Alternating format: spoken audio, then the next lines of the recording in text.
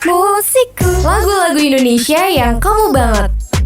101,3 MFM Radio, radio anak muda nomor 1 di Malang, sekarang makin pol-polan. Welcome, hari ini aku kedatangan tamu yang sangat spesial. Udah ada Stefan Pasaribu di sini. Terima kasih, hai.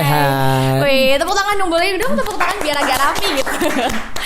Oke, Kak Stefan, ini sebenarnya ini bukan pertama kali kita ketemu sih ya? Ya udah pernah tahun lalu kayaknya deh. Tahun lalu, pertengahan gak sih?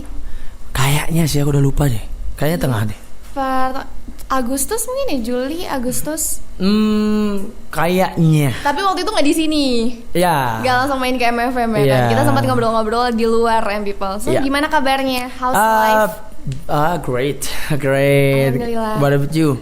Baik sih aku, alhamdulillah. Baik, puji Tuhan. Kita sekitar 5 bulan 6 bulan lah ya nggak ketemu. Udah ngelakuin apa aja berarti kemarin-kemarin? Lagi ngelakuin ini sih, ngelahirin album sih. Ngelahirin album. Ya, congrats. Akhir tahun kemarin ya. Iya. Harapan, wih keren harapan. Terus apa lagi? Ngelahirin album. Ngelahirin. Terus lagi siapin berikutnya juga. Terus lagi sibuk off air juga sama promo gitu sih. Oke. Ih, menarik. Tapi ya waktu itu aku tuh sejujurnya ya Kak Stefan ya. Itu kan karena udah lama juga ya. Waktu kita lagi di pesan kopi kan waktu itu ngobrol-ngobrol.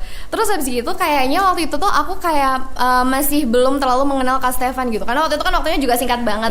Stefan Pasaribu. Nah, kamu ini kan bisa dibilang apa? Kamu lebih suka dibilang musisi atau penyanyi? Sama aja sih. Sama aja. Musisi juga bisa jadi penyanyi juga bisa jadi musisi. Iya sih ya, setuju. Tapi kamu itu kan lahir tidak dari ajang pencarian bakat ya kan? Boleh diceritain nggak sama People? Pertama kali kamu besar Stefan Pasaribu tuh boomingnya pertama gara-gara apa? Gara-gara berkat ya kali ya dibilang ya. Boomingnya itu berkat lagu pertama. Judulnya Belum Siap Kehilangan gitu. Nah itu pertama kali yang membuat orang itu notice kalau ada penyanyi namanya Stefan Pasaribu. Oke, itu waktu itu awalnya besar di apa? YouTube, TikTok? Semuanya sih merata sih. Awalnya sih di TikTok sih. Cuma lama-lama semuanya merata gitu. Sampai udah ada yang koploin belum? Udah. Oh iya serius? Udah lama banget ada yang koploin ya.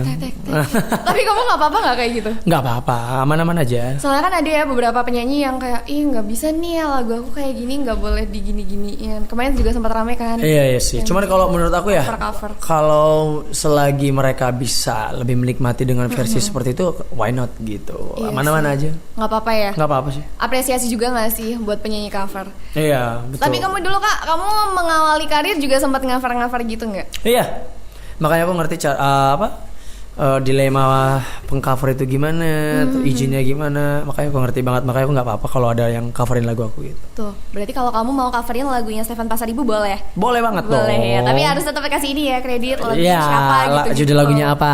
Bener. Gitu. Masih ingat nggak lagu coveran yang boom? Ingat. Apa waktu itu lagunya Sayang. Lagu Sayang. Via Valen, tapi aku gabungin bahasa Jawa sama bahasa Batak gitu, tiba-tiba booming. Kenapa?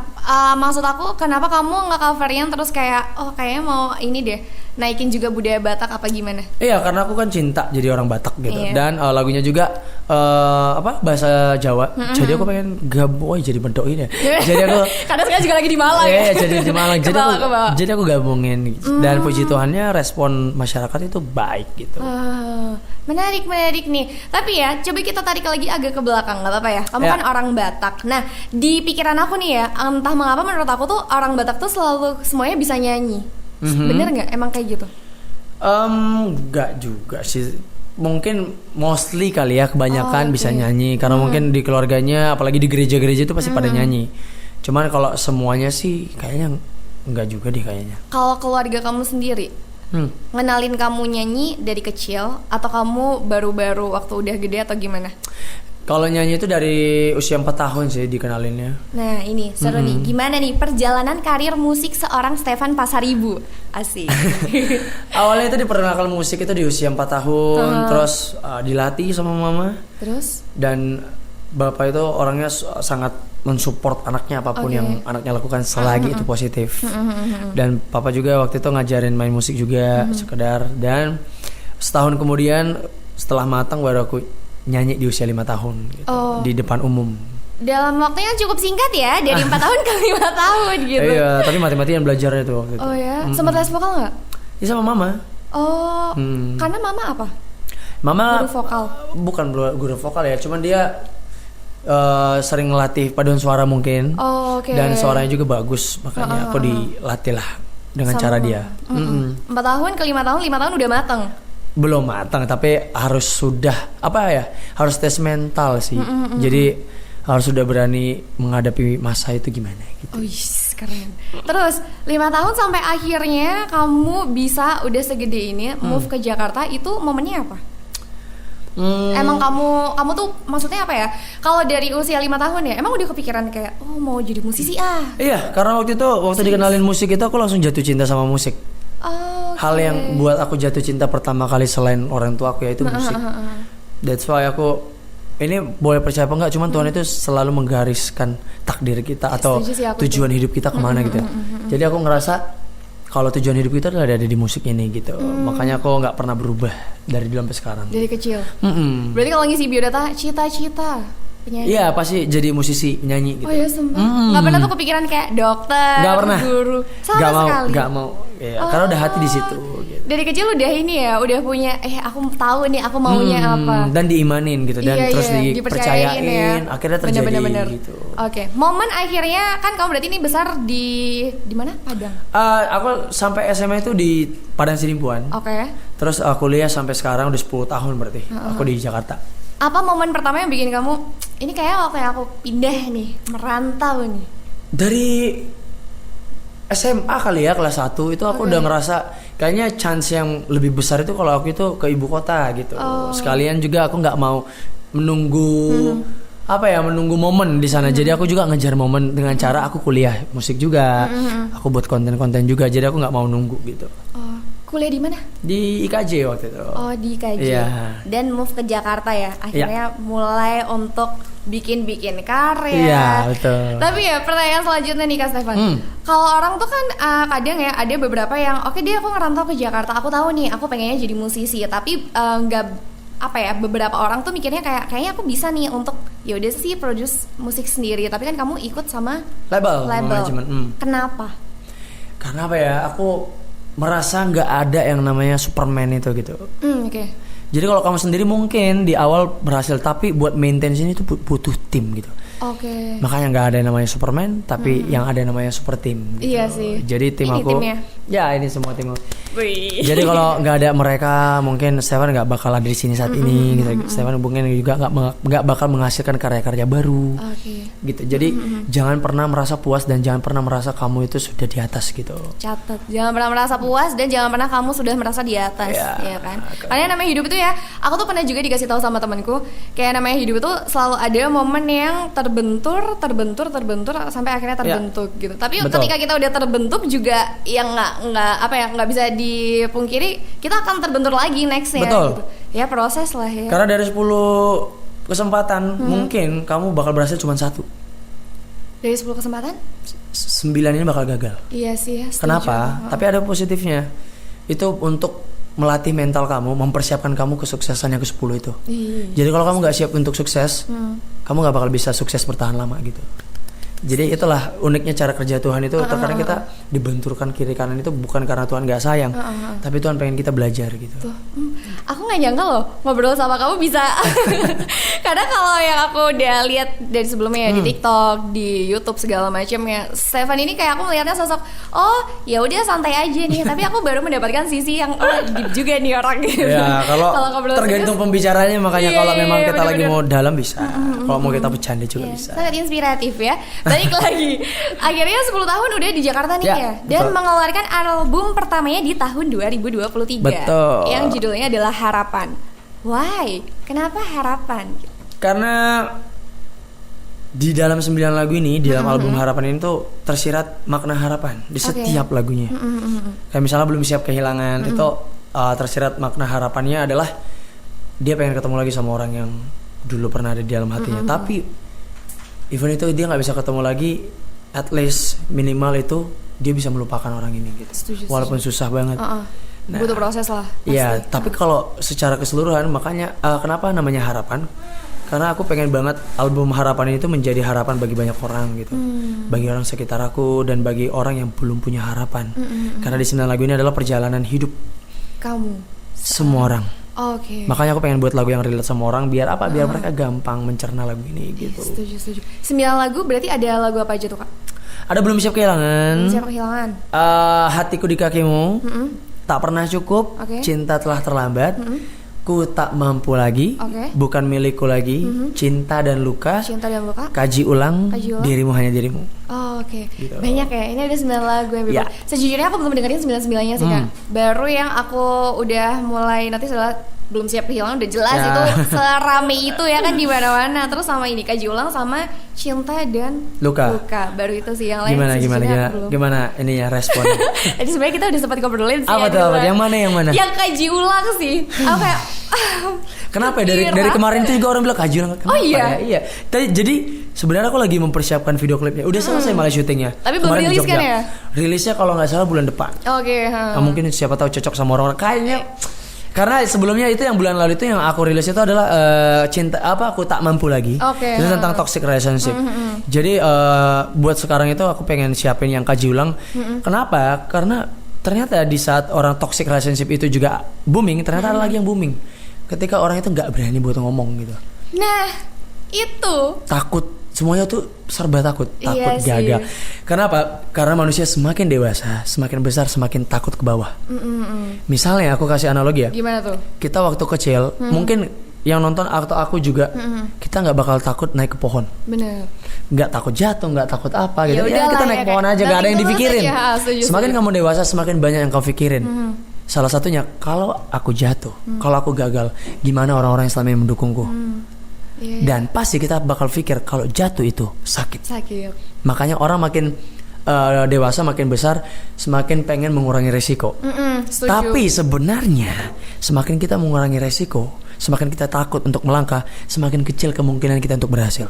Bener banget. Gitu. Karena sebenarnya kekhawatiran itu cuma terjadi di pikiran kita nggak sih? Betul. Kita nggak akan pernah tahu ya kedepannya gimana. Kayak Cuman tadi, itu yang dipikirin. aku kasih contoh. Tadi aku biasanya aku itu kalau pagi atau penyanyi itu pagi itu nyanyi paling takut gitu. Kenapa? Karena baru bangun itu suara itu pasti kayak kodok gitu Oh, kan. iya, Gak iya, bakal iya. keluar gitu, serak gitu. Masih belum panas gitu. Ya, Terus? tapi ternyata itu aku bermain sama pikiran. Aku udah pusing dari tadi. 6:30 aku udah bangun gini harus nyanyi di sekolah di Malang. Pas aku tampil, pas aku lihat crowdnya rame dan memacu adrenalin, dan aku juga berdoa sama Tuhan, aku pengen banget nyampaikan isi pesan kamu dari lagu ini gitu. Dan puji Tuhan, ternyata ketakutanku itu sirna. Suaraku tadi full dan orang juga menikmati. Wah, ternyata semua itu dimulai dari pikiran ya. Setuju. Mindset and people. Iya, kamu tau nggak? Aku punya teman yang sukses banget. Dulu dia tuh penjual roti. Sekarang dia tuh gila banget. Dia punya usaha banyak banget. Diawali dengan apa? Setiap bangun pagi dia bilang, aku bakal sukses. Aku bakal sukses. Okay. Aku bakal sukses. Aku bakal kenal ini. Aku bakal kenal ini. Dan itu terjadi. Karena setiap kata-kata yang kamu ulangin terus menerus akan menjadi doa. Iya benar. Gitu. Afirmasi positif. Benar. Boleh gak sih tepuk tangan dulu? keren. Tuh, suka nih aku ngomongnya semakin lama semakin deep ya. Tapi boleh gak kita balik lagi ke Kaji Ulang? Ya. Karena kan menurut kamu tadi kan, banyak nih yang lagi ngobrolin soal Kaji Ulang. Ya. Di antara berarti 8 lagu yang lain ya. Tapi sebenarnya fokus lagunya, main tracknya apa? Memang Kaji Ulang? Iya, tentang meminta seseorang itu buat mengkaji lagi gitu, memikirkan lagi, benar nggak pilihan kamu itu. Bener. Gitu. Karena Iya aku di sih. sini loh gitu. Kita tuh mencari validasi aja sih sebenarnya. Udah aku dengerin tadi. Sampai aku tadi kepikiran, aku kira ini lagu ternyata agak-agak kisahku ya. Tapi ternyata ini POV-nya agak beda sebenarnya. Tadi kan kita juga udah sempat ngobrol ya, People ya. Aku tuh waktu dengerin Kaji Ulang, aku ngerasanya kalau lagu itu tuh dianalogikan, ini misalnya aku nih yang ada di dalam lagu itu, aku tuh ngerasa iya sebagai cewek aku ini banget ya, agak-agak memaksakan gitu kepada orang lain. Kayak aku suka sama kamu, tapi ternyata kamu memilih orang lain, jadi aku bisa bilang kamu bisa nggak sih ini aku ada portofolio nih, bisa nggak dikaji ulang, siapa tahu kamu berubah pikiran gitu. Itu kalau yang dari impresi aku. Tapi kamu Kak buat nyiptain lagu yang segala macam apa? Tapi sebenarnya ya point of view-nya adalah yang terintinya itu adalah memikirkan kembali. Belum tentu yang kita gebetkan itu dia udah punya pasangan, belum tentu. Oh iya sih. Tapi kita tuh kayak kayak buat make surein dia gitu. Coba dong. kayak, hey, lu buta ya? Gue dari dulu sama lu udah lama. Aku di sini nih. Kamu mencari yang lebih jauh di mana-mana, kamu bingung cari yang mana. Masa kamu nggak kaji ulang pikiran kamu yang dekat itu udah ada gitu. Bisa jadi kayak gitu. Kaji ulangnya di dianya ya. Iya, gitu di orangnya itu. Coba lu pikirin lagi. Intinya tuh lagu ini sebenarnya mikir lagi gitu. Karena kita takutnya pilihan dia salah. Oh, bener. Gitu. Iya. Setuju. Selain kaji ulang, kalau misal kamu bikin rate gitu di antara 9, top 3-nya apa? Kaji ulang? Top 1-nya sebenarnya ada. Top 1-nya ada. Sebenarnya semuanya lagu aku ini nomor 1 di hatiku. Iyalah, namanya anak ya, ngelahirin album, ngelahirin anak kan kita nggak bisa ya kayak kamu lebih cinta sama yang mana gitu. Tapi ada yang lebih dimanjakan. Iya. Nah, yang lagi aku manjakan itu judulnya Aku Tak Mampu Lagi itu tadi. Aku tak mampu lagi. Iya, karena menurut aku itu pengalaman yang sangat sakit ya buat semua orang gitu. Siapa sih yang nggak sakit ketika mengalami toxic relationship itu gitu. Bahkan ada di saat orang yang aku dengar ceritanya ada yang saat trauma gitu. Sampai ngelihat HP itu takut. Oh ya? Ya karena terus berantem sama ceweknya gitu. Jadi ketika lihat HP, dia ngerasa masalah apa lagi nih? Pasti kayak gitu. Oh, udah dipikirannya. Udah dipikirin dari set gitu. Buruk. Ya udah buruk. Karena toxic itu tadi. Nah, ketika kamu berada dalam zona toxic relationship, ada baiknya kamu berkaca lagi sama diri kamu dan at least kamu nggak toxic sama diri kamu sendiri gitu. Kamu harus sayang sama diri kamu. Bener. Gitu. Kamu harus keluar dari itu. Kalau kamu memang nggak bisa baik lagi sama pasangan kamu gitu kan, atau sama teman-teman kamu yang toksik, kalau kamu udah merasa nggak bagus, udah diomongin tetap kayak gitu, ada baiknya kamu keluar dari situ. Iya sih. Kecuali kamu mungkin udah suami istri, itu kan nggak mungkin ya. Ada baiknya kalian komunikasi yang sangat dalam gitu. Iya, benar. Itu sih. Toxic relationship. Pernah nggak ada di fase kayak gitu? Atau gini deh, pertanyaannya diganti. Lagu ini sebenarnya memang berawal dari trigger aku pernah ada di posisi itu, atau sebenarnya Kak Stefan lebih ke mengumpulkan di sekitar aku nih banyak nih kejadian kayak gini, akhirnya kayaknya bisa deh aku bikin lagu yang deket sama banyak orang. Ya, dua-duanya. Iya. Okay. Diawalin memang dari ceritaku. Aku waktu dulu ya, aku nggak bilang kapan gitu. Pernah merasakan sakitnya antara cinta dan luka ini gitu. Makanya itu nyampur semua itu lagu aku itu judulnya. Jadi karena dari cinta tuh pasti ada yang namanya luka juga. Setuju. Nah, ketika aku merasakan luka di toxic itu, aku ngerasa emang hubungan pasangan itu gini ya gitu. Sampai aku berada di titik itu dan aku ngerasa kok nggak ada yang baik ya lagi akhir-akhir ini. Kenapa ya nggak seromantis dulu gitu. Jadi aku ngomongin baik-baik, kayaknya kita harus ngomong baik-baik. Kita duduk bareng. Karena ngedudukin orang itu susah. Iyalah. Even itu sama teman kita. Kita pasti ngomongin dalam hati, kalau nggak di belakang gitu kan. Nah, ketika aku bilang sama dia, kayaknya ada yang salah hubungan kita gini. Terus ceweknya dianya nggak mau terima, dia marah. Oke. Tak sabarin dulu gitu, sabarin terus. Kayak udah deh, terima dulu aja, jalanin dulu. Aku berdoa. Kayaknya masih bisa nih. Kayaknya masih bisa nih. Aku doain, ternyata nggak mempan 2 kali 3 kali. Udah dikasih kesempatan, ternyata nggak bisa, ya udah. Aku ngerasa cinta ini harus diakhirin gitu. Okay. Walaupun gak gampang, bohong kalau kamu bilang gampang. Iya sih. Setoksik apapun hubungan kamu itu, even sama teman-teman kamu, sama pacar kamu gitu, bohong kalau kamu bilang sehari 2 hari hilang, nggak bisa. Karena momen yang sudah kalian bangun itu sudah lama banget. Ada kenangannya juga kan. Yang susah itu dilupakan tuh kenangannya. Gitu. Iya. Dan apalagi kalau aku tipe orang yang kalau dia buat kesalahan atau perbuatan yang buat aku tuh sakit hati, wajar namanya aku sakit hati, kesel, tapi aku nggak benci, karena aku ngelihat dia tuh punya sifat baik juga selama ini sama aku gitu. Nah itu yang membuat itu aku jadi susah move on gitu. Akhirnya harus cari kesibukan lain. Gitu. Ini ya terlihat Kak Stefan ya barusan kayak ngobrol tuh kayak kalau di dalam hubungan kamu tipikal yang ya sudah deh, kayaknya aku mengalah dulu nggak apa-apa deh kali ini. Next itu terjadi, tapi kayaknya kali ini aku juga nggak apa-apa untuk mengalah ya, namanya juga manusia gitu. Betul, ada kesalahan. Kalau nggak kita buka pintu maaf, siapa yang maafin dia lagi? Iya sih, benar-benar. Tapi udah keluar dari fase itu. Udah. Alhamdulillah. Puji Tuhan udah keluar dari zona itu karena sudah aku sayang berdamai sama diriku. Udah berdamai sama dia. Itu juga. tuh, karena harus sayang sama diri sendiri. Nah, karena yang namanya harapan itu masih terus selalu ada. Jangan kayak kita mengubur harapan itu. Kayak albumnya Kak Stefan masuk. Correct. Oke, berarti yang kamu jadiin top of the topnya itu tadi ya. Ku tak mampu lagi terus. Cinta dan luka. Kaji ulang. Yeah. Justru bahkan belum siap kehilangan nggak masuk. Karena ini gimana ya? Karena belum siap kehilangan tanpa aku sukain udah disukain banyak orang. Iya gitu. sih, benar. Dan dia kan anak pertama ya, yang paling dewasa. Jadi gak usah disukain, bukan nggak disukain, aku juga suka sama dia, tapi aku nggak manjain dia, karena dia udah dewasa. Iya, agak sakit hati sih aku barusan mendengarnya sebagai anak pertama ya. Ya, berarti aku tidak. Ya kan anak pertama harus strong gitu ya. Iya sih. Harus ngayomin adik-adiknya. Iya, harus ya. Tapi butuh dimanja juga, tapi ya sudah lah ya, nggak apa-apa. Oke. Harapan kamu juga buat album kamu apa, Kak? Harapan aku ini pengen banget orang sangat-sangat kritis gitu dalam ngedengerin atau nyimak liriknya ini, karena banyak banget kalau dibilangnya Easter egg ya sebenarnya. Kata-kata yang nggak biasa tapi gampang dicerna dan dalam sebenarnya kalau kalian itu maknain gitu. Kayak misalnya aku tak mampu lagi gitu ya, itu kata-kata biasa tapi jarang didengar. Kayak misalnya sudahi semua. Nah ini kata-kata yang paling menyakitkan di lirik ini. Biar aku yang salah gitu, biarku yang salah walau hati kecewa gitu. Kan banyak orang yang tidak mau mengalah gitu. Iya, dalam ego ya, saking tinggi egonya. Awalnya debat, lama-lama jadi berantem kan, banyak kayak gitu. Tapi apalagi aku dari segi cowok ya, cowok ini terkadang orang itu ngira kalau cowok itu nggak bisa galau gitu. Banyak banget yang bilang cowok emang bisa galau ya gitu. Emang cowok bisa patah hati ya? Nah, enggak deh. Ini yang pengen aku kasih sampai deh. Cowok itu punya hati, tapi dari kecil kita itu dipaksa untuk menjadi tough, kuat. untuk kuat. Setuju. Masa cowok sedih, masa cowok nangis nggak boleh gini-gini. Jadi kita remind gitu. Jadi kayak kita udah kedoktrin kalau cowok itu nggak boleh sakit hati gitu, atau nggak boleh galau, cengeng gitu di depan orang. Tapi kalau di belakang kita itu nangis. Kita tuh sedih sebenarnya. Emang iya ya? Emang iya? Kamu tau nggak? Aku pernah ngeliat orang lagi nge-gym, bodybuilder, lagi gila ototnya gede angkat banget. Beban gitu. Tiba-tiba, nah ini salah satu yang membuat aku itu ngeciptain ku tak mampu lagi. Oke. Waktu aku ngadapin kisah ini sedih, aku lagi waktu itu ke gym workout, terus aku lihat orang di sebelah sana dia tuh punya muscle yang sangat gede. Ya.